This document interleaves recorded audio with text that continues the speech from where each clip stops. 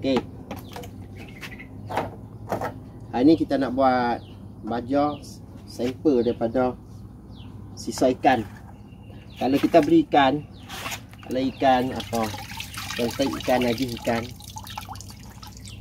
jangan buang, jangan buang. Okey. Kita boleh buat baja. Kita baja ni kalau kita nak pakai terus, nak terus jiruh pun boleh. Macam ni kita nak ambil jiruh macam ni sendiri pun boleh, tak ada masalah. Boleh.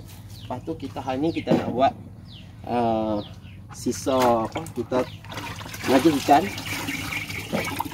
Najis ikan yang kita beli tu, kita beli ikan, jangan buang.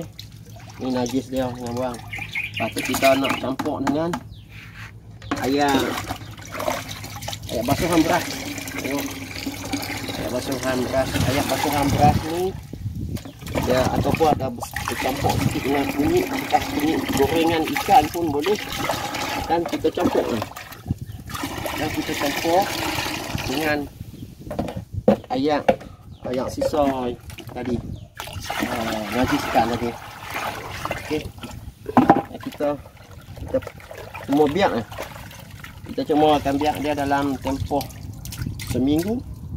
Kita boleh guna macam biasa. Okey.